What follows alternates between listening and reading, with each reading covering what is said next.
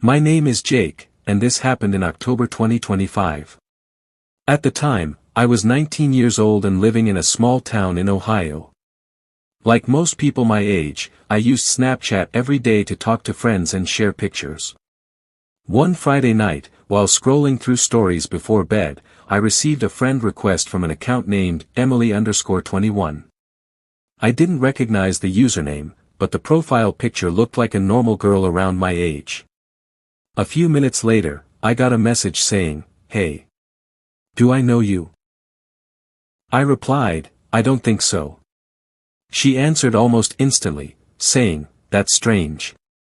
You look familiar." The conversation seemed completely normal. For the next 2 days, we talked casually. She seemed friendly and somehow knew a lot about my town. Whenever I asked where she lived, she changed the subject. I thought it was a little strange but didn't pay much attention to it. Then Sunday night happened. Around 11 p.m., she sent me a Snapchat photo showing a dark street lit by a single streetlight. There was no caption. A few seconds later, another snap arrived. This one showed the entrance to my neighborhood. My stomach dropped. I stared at the image, trying to convince myself it was just a coincidence. Then another snap appeared. This time it was the basketball court near my house. I immediately felt uneasy. I messaged her, asking, "Why are you sending me these?" She opened the message instantly and replied, "Because I'm close." A chill ran down my spine. I asked what she meant, but instead of answering, she sent another snap. This one showed my house, photographed from across the street. The lights in my living room were clearly visible. I jumped up and rushed to the window. Pulling back the curtain, I looked outside, but the street was completely empty. No cars. No people. Nothing. My hands were shaking as I typed, "Who are you?" A moment later, she replied with only 3 words, "Look upstairs." I froze. My bedroom was upstairs. Slowly, I turned toward my bedroom window. For a split second, I thought I saw someone standing near the trees outside, watching the house. When I looked again, the figure was gone. I immediately locked my bedroom door and called my older brother. At first, he thought someone was playing a prank on me. But after seeing the snaps, his expression changed.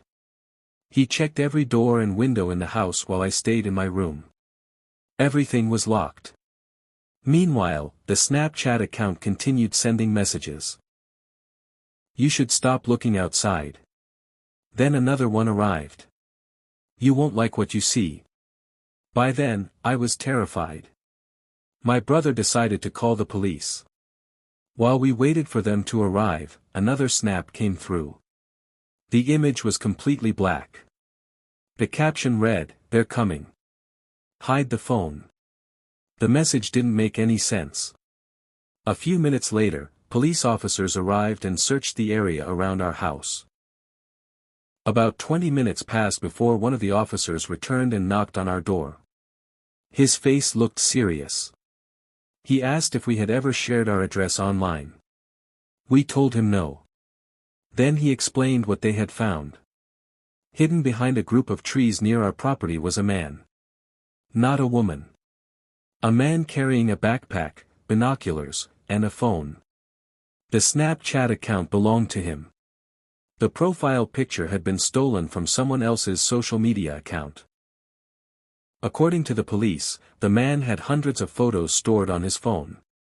Pictures of houses. Bedrooms. People. Most of them taken at night. Hearing that made me feel sick. But the creepiest part happened afterward. When I opened Snapchat one final time, the account was gone. Every message had disappeared. Every snap was gone. It was as if the account had never existed. To this day, I still don't know how long that man had been watching me before he contacted me. And honestly, I don't want to know. Because sometimes, the person watching your stories is much closer than you think.